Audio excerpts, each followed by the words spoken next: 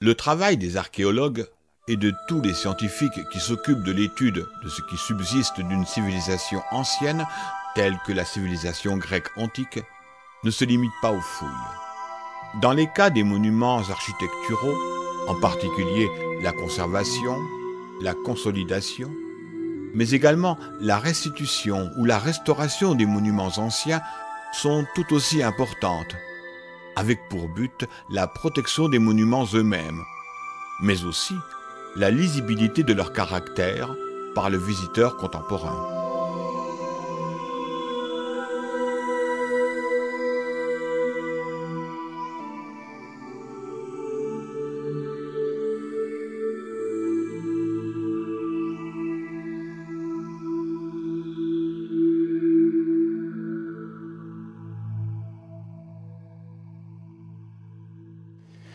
Le culte de la santé à Épidore, qui a été considéré comme le berceau de la médecine, a débuté dans cette région, où coule une eau extraordinaire provenant de sources du Talweg, ici, dans la vallée. Ce culte a commencé très tôt, au IIIe millénaire avant Jésus-Christ, date à laquelle la première installation a lieu sur cette colline. Il semble que certains riches propriétaires terriens de la région se soient installés ici, qu'ils aient enterré leurs morts à cet endroit. Puis, vers 2000 avant Jésus-Christ, le culte de l'eau se développe et, parallèlement à lui, comme l'eau a un caractère purificateur et qu'elle donne la vie, le culte de la santé. Voilà, depuis cette époque, des repas rituels se sont déroulés sur cette surface plane, lors desquels le dieu était invité à prendre part au banquet. La nourriture que le dieu absorbait lui donnait des forces. Alors, les participants mangeaient également et prenaient eux aussi des forces. Il y avait un hôtel en plein air qui était situé exactement à cet endroit, qui fonctionnait depuis l'époque mycénienne, c'est-à-dire depuis la seconde moitié du deuxième millénaire avant Jésus-Christ.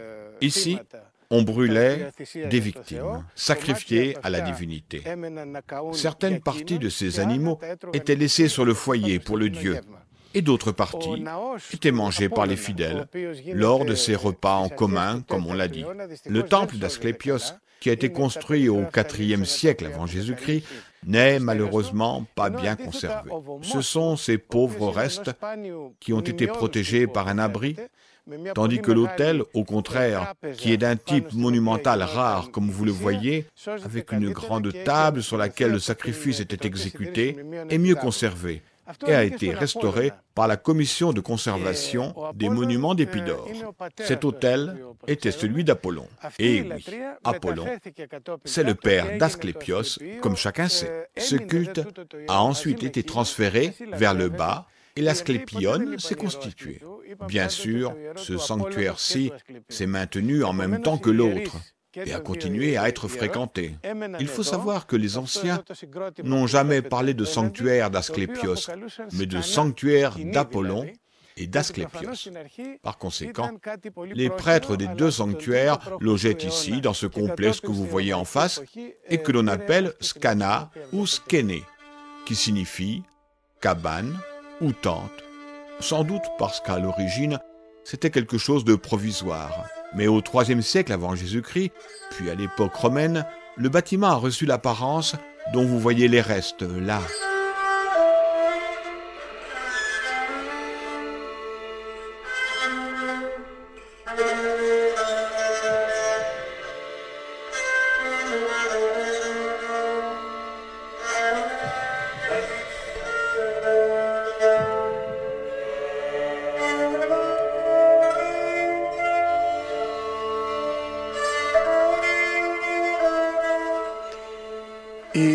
Cette citerne-ci a été construite dans le sanctuaire de Maléatas, situé en hauteur, afin de recueillir l'eau de pluie et de la distribuer dans le sanctuaire, qui, plus le temps passait, voyait ses besoins en eau s'accroître. Par conséquent, l'eau de la source ne suffisait plus. cette source à partir de laquelle le culte était né. C'est une des citernes de Grèce les mieux conservées de l'époque romaine. Et Pausanias, le périégète, qui passa par ici au IIe siècle après Jésus-Christ, dit l'avoir vue et lui accorde une mention particulière en écrivant qu'elle a été construite pour recueillir l'eau de pluie pour les besoins du sanctuaire. Elle fonctionne selon un système très ingénieux. On voit qu'une bassine était située en hauteur et recueillait l'eau.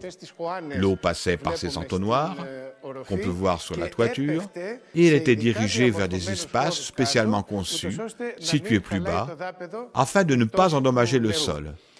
Puis, elle était finalement évacuée de cet endroit et acheminée vers le sanctuaire.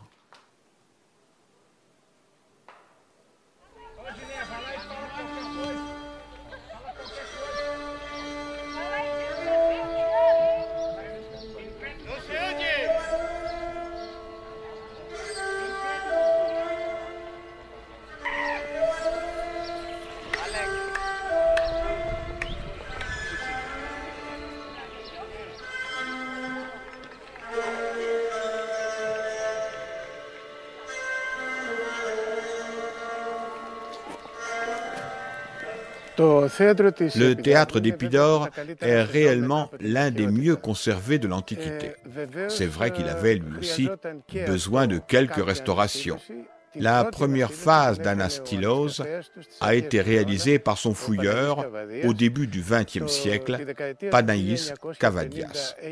Dans les années 50, Anastasios Orlandos a procédé à des restaurations plus importantes. Et depuis 1986, la Commission de conservation des monuments d'Épidore a pris en charge l'entretien systématique de la restauration du théâtre et la complète.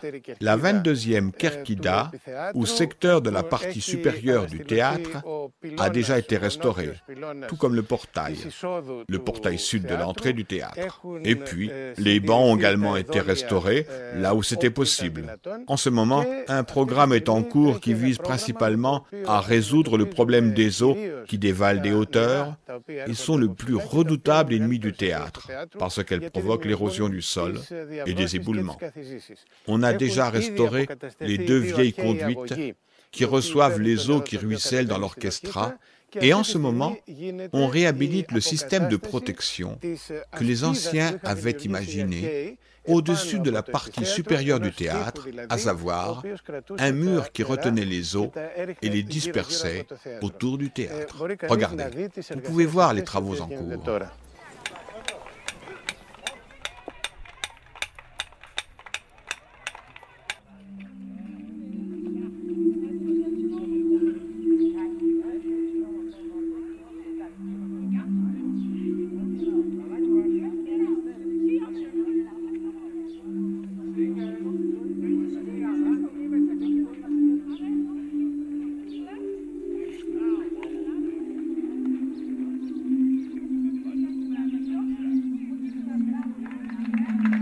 Si la conservation, la consolidation et la protection des monuments anciens sont des stades obligatoires, l'anastylose ou la restauration n'est pas toujours possible.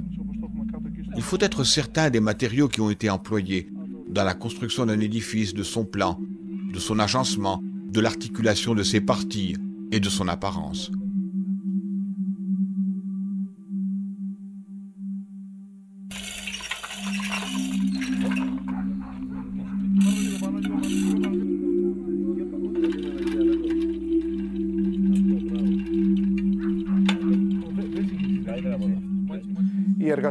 Les travaux qui sont effectués en ce moment dans le théâtre antique d'Épidore sont de 2 ordres.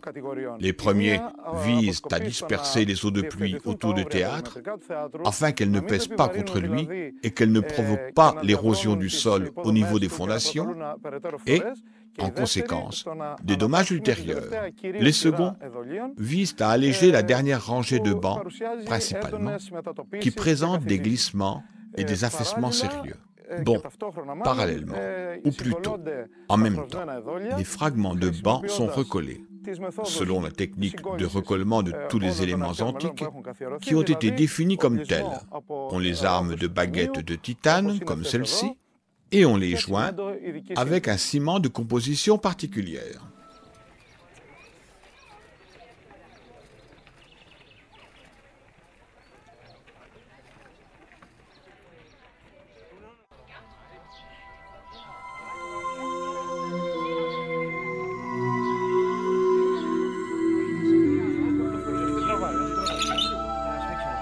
Les édifices de l'Antiquité mis au jour ont généralement subi une série de destructions et de modifications de leur état initial.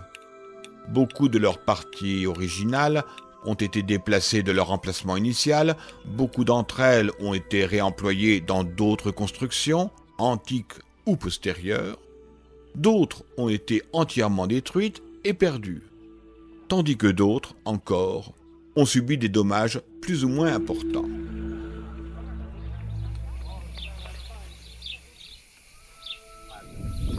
Il est clair que tous les membres architectoniques enterrés sont abîmés par les hommes, par le gel et par d'autres facteurs. Leur meilleure protection est de retrouver leur place dans un édifice à l'aspect semblable de celui auquel ils appartenaient à l'origine, c'est-à-dire réintégrer l'un après l'autre dans une reconstruction.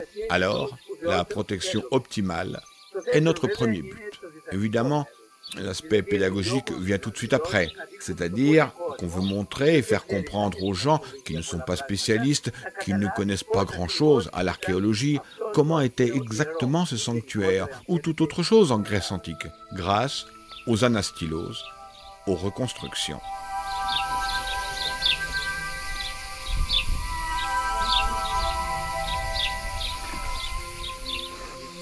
Si vous étiez venu à Épidore il y a 20 ans, vous auriez vu un champ qui s'étendait à perte de vue, jonché de pierres que la majorité des visiteurs n'auraient pas pu déchiffrer. C'était vraiment difficile d'y comprendre quelque chose. C'est pour ça qu'on a procédé aux anastylos à Épidore. Et vous voyez ici, on a les propylées d'un grand édifice d'Épidore qui est en train d'être restauré, partiellement seulement. Un petit morceau, mais qui suffira à rendre l'ordre de grandeur. C'est seulement comme ça qu'on peut comprendre combien l'édifice était grand et majestueux dans la réalité. C'est la même chose avec ce portique de la Bâton en face, où pour la première fois également, on a pris conscience des dimensions de l'édifice, et aussi d'autres choses qu'on n'aurait pas pu comprendre autrement. Par exemple, ces cloisons situées entre les colonnes, pour que la Bâton fonctionne au mieux et de manière correcte.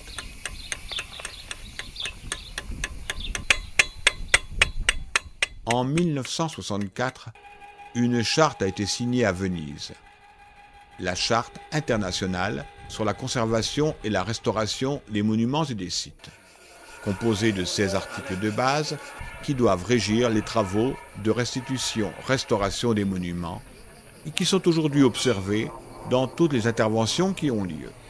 Un de ces articles stipule « La restauration est une opération qui doit garder un caractère exceptionnel. Sauf exception, elle s'arrête là où commence l'hypothèse. »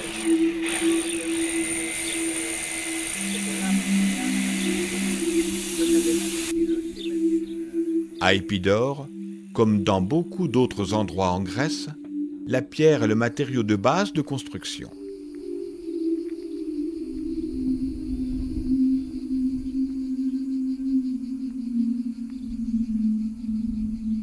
Différentes sortes de poros, mais aussi d'autres pierres comme le calcaire, le marbre, la pierre noire d'Argos, ont été utilisées dans différents édifices ou à des endroits différents d'un même bâtiment. C'est pour ça qu'on recherche les carrières antiques d'où proviennent les pierres originales d'un édifice, ou encore les carrières contemporaines où on peut s'approvisionner en pierres de même nature, ou du moins de nature proche. Enfin, on peut avoir recours à ce que l'on appelle de la pierre artificielle, qui est fabriquée par des matériaux coulés. Dans le résultat final, tant les visiteurs que les chercheurs doivent pouvoir distinguer les parties authentiques des compléments et des parties modernes.